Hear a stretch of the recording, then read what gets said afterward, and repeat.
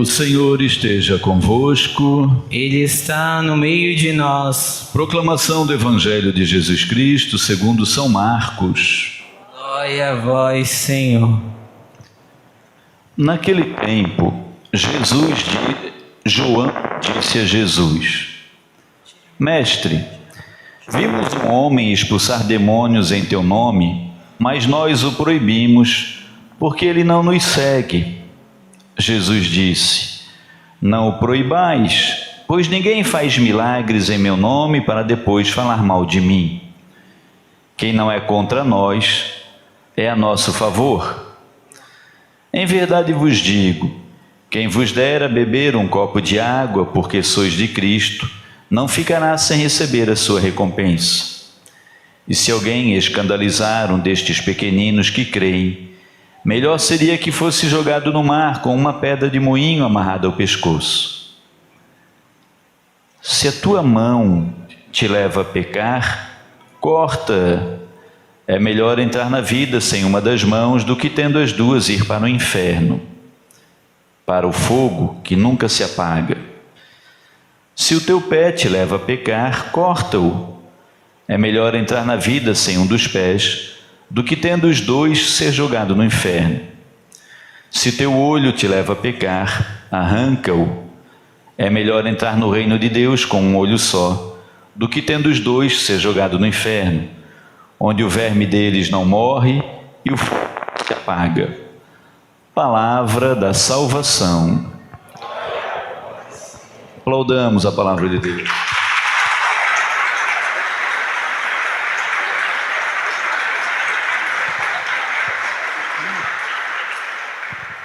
Podemos sentar, gente santa de Deus.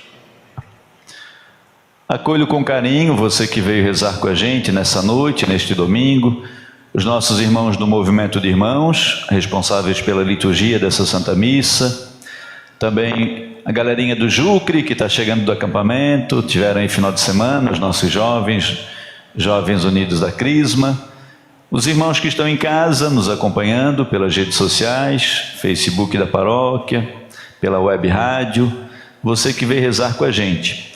Hoje a igreja celebra também o Dia da Bíblia. O Dia da Bíblia é dia 30, é dia de São Jerônimo. Como vai cair numa quinta-feira, a igreja antecipa, né? Mês de setembro, o mês da Bíblia, mês da Sagrada Escritura. Temos aqui esse altarzinho bonito com a Bíblia. Dia 30 é o dia de São Jerônimo, que é o padre que traduziu a Bíblia, né? Dos originais, para a gente ter a Bíblia na língua na Vulgata, que a gente fala, né? Foi traduzido para o latim, de onde vem as traduções que nós temos hoje. Padre católico lá do terceiro século, São Jerônimo, um homem muito sábio, nos trouxe a tradução da Bíblia. 35 anos estudando e traduzindo a palavra de Deus. Ele passou os últimos 35 anos da vida nessa missão tão linda. Palavra de Deus que a gente cantou no Salmo hoje, meus irmãos amados. A lei do Senhor Deus é perfeita, alegria ao coração. Bíblia Sagrada é uma palavra para a gente meditar, refletir, para a gente ler e rezar. É uma forma de rezar a palavra de Deus. E a palavra de Deus é uma pessoa, é Jesus Cristo. Jesus Cristo, ele é o anúncio e ele é aquele que anuncia. Ele é a boa nova e é aquele que traz a boa nova, o Senhor Jesus. E a palavra de Deus, a Escritura Sagrada, é essa pessoa, por isso é viva. Quando a gente lê a Bíblia, a gente está conversando, falando com Deus. Por isso que é importante a gente ler e ter ouvidos para ouvir. Por isso sempre é importante a gente pedir o Espírito Santo de Deus, antes de ler a palavra, para que a gente possa ouvir Deus falando. A palavra é viva e eficaz, uma palavra que está aqui há 2000 anos, mas que não perde a sua atualidade. É uma graça muito grande. Hoje a gente canta no Salmo essa beleza, a lei do Senhor Deus é perfeita, alegria é o coração. A gente lê o texto da primeira leitura, que é do livro dos Números, o momento em que Moisés, ele, ouvindo a palavra de Deus, vai ungir outras pessoas também com o Espírito Santo. E é bom daí a gente refletir sobre uma situação. Primeira leitura, Números, é Antigo Testamento. No Antigo Testamento, meus amados, o Espírito Santo de Deus estava com algumas pessoas escolhidas, né? Deus escolhia pessoas e dava para essas pessoas alguma missão. Então, por exemplo, escolheu Abrão para ser pai do povo. Então ele sabia que pela força de Abrão ele não conseguiria, então tinha que ungir Abraão com o Espírito Santo para que ele fosse capaz de assumir aquela missão. Chamou Moisés, que nós vemos na leitura de hoje, para libertar o povo. Sozinho Moisés não conseguiria, então Deus ungia Moisés com o Espírito Santo para ele assumir a missão. E assim os juízes, os reis, os profetas, as pessoas que Deus ia chamando iam ungindo, até que chegou a plenitude dos tempos em Jesus Cristo. E aí quando vem Jesus Cristo, lembra que João Batista, que batizava antes de Jesus, João dizia: eu batizo com água, mas depois de mim virá alguém maior do que eu, que vai batizar com o Espírito Santo. E esse alguém maior do que João é Jesus. Então Jesus, quando está no alto da cruz, e antes de morrer, o último suspiro, ele diz: Pai, em tuas mãos entrego o meu espírito. Nesse momento, ele entrega o Espírito, e o Espírito de Deus vem sobre toda a igreja, sobre toda a nova Jerusalém, que somos nós. E aí todos os batizados são ungidos, como eram antigamente os escolhidos por Deus, porque daí cada batizado é um eleito de Deus, é um escolhido por Deus e recebe o Espírito Santo. Levanta a mãozinha quem já foi batizado, por favor. Olha que graça. Agora coloca a mãozinha no peito assim, faz esse exercício com o padre, por favor, e diz assim: eu sou o templo do Espírito de Deus. Olha que graça, você é um templo do Espírito de Deus, dentro de você habita o Espírito Santo de Deus, esse Espírito que ungia os reis e profetas e que hoje unge você, templo vivo, para você ser capaz de andar na lei do Senhor, nessa lei que é alegria ao coração, para você viver as graças que a gente viu aqui no texto do Evangelho de Marcos. João, primeiro tem um momento do Evangelho de João que é assim, né? Que também coincide com o texto da primeira leitura de Números, porque na primeira leitura, dois jovens, Eudade e Medade, não estavam juntos na tenda quando os outros receberam o Espírito Santo, mas esses mesmo não estando na tenda começaram a profetizar. E aí Josué pede, como eles não estavam na tenda, que Moisés pedisse que eles se calassem, porque eles não estavam na tenda quando receberam o Espírito. No texto do Evangelho também, João diz: Senhor, nós vimos um homem que expulsava demônios em teu nome, mas nós proibimos porque ele não nos segue. E aí Jesus diz: não o proibais. Se ele está expulsando demônios em meu nome, se ele está fazendo uma coisa boa em meu nome, não o proibais.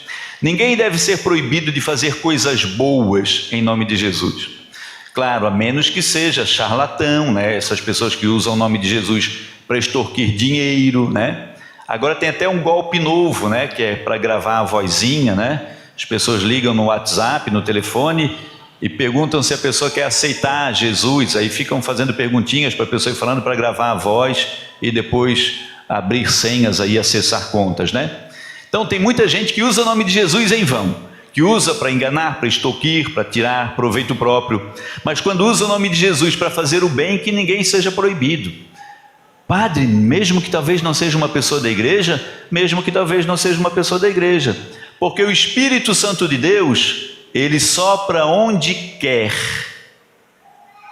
e se está fazendo o bem, Jesus quer dizer aqui que ninguém deve ser proibido de fazer o bem. Por isso é que ele fortalece dizendo: se alguém vos der de beber um copo de água, porque sois de Cristo, não ficará sem recompensa, nem que seja um copinho d'água, porque tu és de Cristo. Fazer o bem, sem olhar a quem.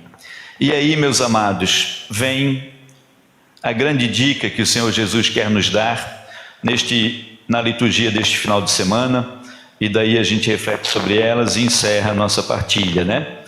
Jesus diz assim: se a tua mão te leva a pecar, corta. Se o teu pé te leva a pecar, corta. Se o teu olho te leva a pecar, corta. É melhor entrar no céu só com uma mão, é melhor entrar no céu só com o pé, é melhor entrar no céu só com o olho, do que tendo os dois ir para o inferno. Veja, meus amados, ninguém gosta muito dessa coisa de inferno, né? De diabo. Mas se Jesus está falando, não é o padre Sedemir que está dizendo. Jesus está dizendo: se a tua mão te leva a pecar, corta, porque é melhor entrar no céu com uma mão do que com duas ir para o inferno. Então a primeira coisa, se Jesus fala do inferno, é porque o inferno existe. Sabe qual que é uma grande arma do diabo? É fazer a gente pensar que o inferno não existe. Ele faz a gente pensar que não existe. E daí facilmente a gente vai para lá. Tem até uma piadinha. Eu ia dizer piadinha, Angelita, mas eu não vou dizer não, porque senão depois a Angelita gosta que eu conte umas historinhas. Se Jesus diz que a gente pode ir para o inferno, é porque o inferno existe. Dois lugares existem, céu e inferno, e a gente pode decidir. O que Jesus Cristo está falando aqui é óbvio, não é fisicamente para nós amputarmos a mão, amputarmos o pé, mas é para nós cortarmos, né? Cortarmos aquilo que é ocasião. Veja, para os palestinos dessa época aqui, a mão, ela era o instrumento do nosso ofício, do nosso trabalho, do agir. A mão é do agir humano. Os pés são da conduta, os pés nos conduzem para lá ou para cá. E os olhos são a janela do nosso corpo, que trazem para a gente. Então, se aquilo que a gente age nos faz pecar, se aquilo que nos conduz, a nossa conduta, para onde vamos, nos faz pecar, se aquilo que a gente olha nos faz pecar, é melhor cortar, para que a gente não dê ocasião. Um exemplinho: se os meus pés me levam para algum lugar que não é legal,